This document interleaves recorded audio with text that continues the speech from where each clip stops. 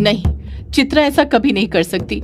वो तो खुद तुझे मारना चाहती थी, फिर वो भला अपना ही हीरा तुझे क्यों देगी? भक्षानर बड़े प्यार से कामेश्वरी यक्षिणी को अपनी बात समझाते हुए कहता है, तू ये बात कैसे भूल सकती है यक्षिणी कि एक माँ के लिए उसके बेटे से बड़ी दौलत कोई और नहीं होती है। उसका बेटा ही उसके लिए सब कुछ होता है, और चित्रा की जिंदगी में भी युग ही उसके लिए उसका सब कुछ था। वो अपने बेटे से बहुत प्यार करती थी, उससे भी ज्यादा प्यार जितना तू अनुराग से करती थी। ये हीरा मुझे चित्रा ने युग के बदले दिया था। मैंने उसे युग को सौंपा था, तब जाकर उसने इस हीरे की शक्तियों का नियंत्रण मुझे सौंपा था। तभी तो तू एक डायन होकर भी इस हीरे की शक्ति का उपयोग नहीं कर पा रही है, और मैं भक्षानर होकर भी इसका उपयोग कर पा रहा हूँ। कामेश्वरी यक्षिणी ना में अपना सिर हिलाते हुए कहती है, नहीं, ऐसा नहीं हो सकता। तू फिर से झूठ बोल रहा है, जिस तरह तूने मुझसे उस रात को कहा था कि तूने लेखक बाबू को मार दिया है। भक्षानर नाटकीय ढंग से कहता है, तू पूरी बच्चों की तरह है यक्षिणी। जब तक बच्चों को जादू करके नहीं दिखाओ, वो मानते ही नहीं कि जादू जैसी कोई चीज होती है। उस तरह तू नहीं मान रही कि ये हीरा मेरा हो चुका है। तुझे अब यकीन हो जाएगा मेरी बात पर, तू बस देखते जा। इतना कहकर भक्षानर अपना हाथ आगे बढ़ाता है, और देखते ही देखते अगले ही पल कामेश्वरी यक्षिणी की मुट्ठी से वो हीरा अपने आप निकलता है और उड़ते हुए भक्षानर के हाथ में चले जाता है, उसी हाथ में जिस हाथ में उसने अनुराग का दिल पकड़ कर रखा हुआ था। ये देखकर कामेश्वरी यक्षिणी समझ जाती है कि भक्षानर जो भी बोल रहा है सच बोल रहा है। भक्षानर फिर बोल पड़ता है, अगर तुझे अभी भी यकीन नहीं हुआ तो कुछ और करके दिखाता हूँ। इतना कहकर भक्षानर हीरे की शक्ति का प्रयोग करते हुए फिर एक और मंत्र पढ़ता है, और अगले ही पल कामेश्वरी यक्षिणी की चोटी पीछे से कोई खींचने लग जाता है। कामेश्वरी यक्षिणी दर्द से चीख पड़ती है, आ मेरी चोटी, आ। भक्षानर हंसते हुए कहता है, और चीख यक्षिणी। तेरी ये चीख सुनकर अच्छा लग रहा है। वो चित्रा भी इसी तरह चीखा करती थी।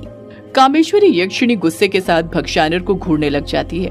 भक्षानर हंसते हुए कामेश्वरी यक्षिणी से कहता है, तुझे पता है तुझ में और चित्रा में बहुत समानता है। देखा जाए तो वो भी एक डायन थी और तू भी एक डायन है।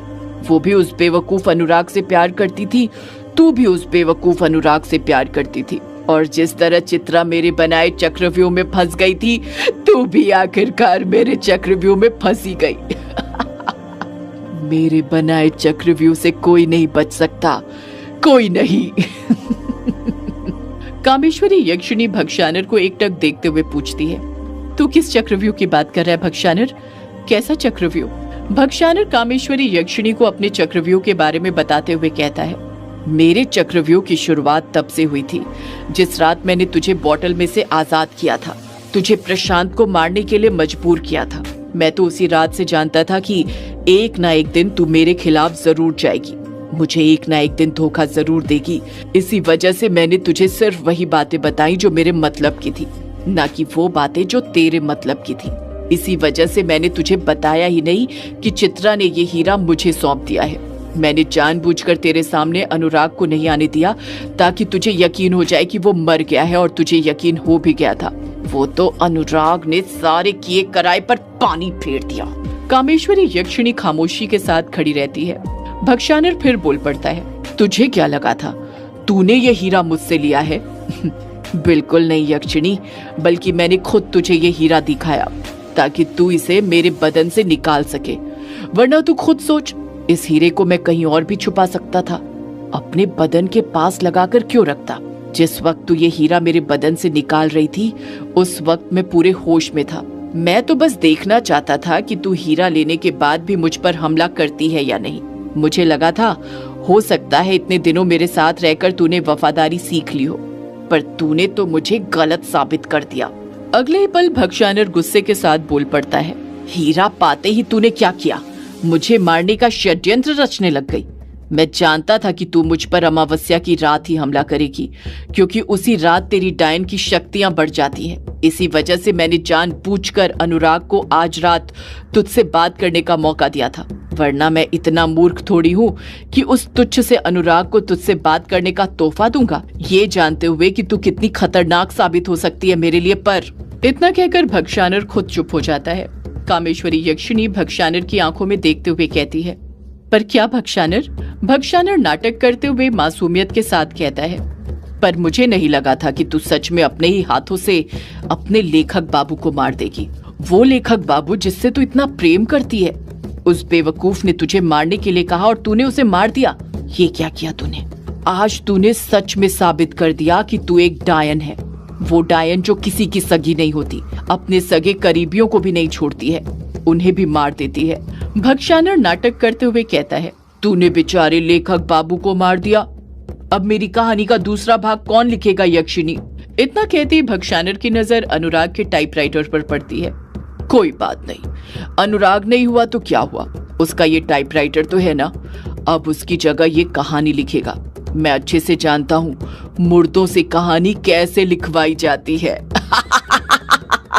कामेश्वरी यक्षिणी के समझ नहीं आ रहा था कि वो भक्षानर के बनाए हुए चक्रव्यूह में इस तरह कैसे फंस सकती थी, कैसे इतनी बड़ी गलती कर सकती थी। हंसते हुए ही भक्षानर को गुस्सा आने लग जाता है और वो गुस्से के साथ कामेश्वरी यक्षिणी से बोल पड़ता है, मन तो कर रहा है कि मैं तुझे भी इसी वक्त मार दूं, पर क्या करूं? अभी तेरी मौत नहीं आई है, इसलिए तुझे मैं मार नहीं सकता। अभी तो तू मेरे बहुत काम आने वाली है। भक्षानर एक लंबी आह भरते हुए बोल पड़ता है, तेरी मदद से ही तो कालगढ़ सिद्ध होगा यक्षिणी। कामेश्वरी यक्षिणी अपनी दोनों भवें ऊपर करते हुए हैरानी के साथ कहती है, क्या कहा? कालगढ़? भक्षानर हामी भरते हुए कहता है, हाँ कामेश्वरी, कालगढ़। तू तो जानती ही है कालगढ़ क्यों सिद्ध किया जाता है। वो सिद्ध हो गया तो क्या होगा? कामेश्वरी यक्षिणी आक्रोश के साथ कहती है, मैं तुझे कभी कालगढ़ सिद्ध नहीं करने दूंगी भक्षानर।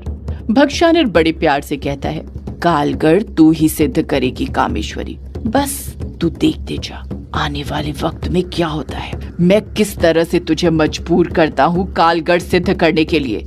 पर अभी इसी वक्त जो तूने किया है उसकी सजा तो तुझे मिलनी चाहिए ना। आखिर तूने खुद अपने हाथों से अपने प्रेमी को मारा है, वो प्रेमी जो मेरे इतिहास का लेखक था, जो मेरी वीर गाथाएं लिखने वाला था।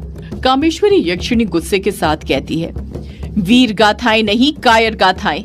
इतिहास में तू बस एक कायर कहलाएगा। भक्षानर भी गुस्से के साथ बोल पड़ता है, इतिहास में मैं कायर कहलाऊंगा या फिर ब्रह्मांड का संचालक, ये तो वक्त बताएगा। पर अभी सजा का वक्त है, मैं तड़प रहा हूँ तुझे सजा देने के लिए। कामेश्वरी यक्षिणी चुप ही रहती है, पलटकर कुछ नहीं कहती है। भक्षानर अपनी बात आगे जारी रखते हुए कहता है, लगता है तुझे तेरी ये आजादी रास नहीं आई, इसी वजह से तूने ये सब किया, मेरा अंत करने का सोचा। मैं तेरी आजादी अब तुझसे वापस छीनता हूँ।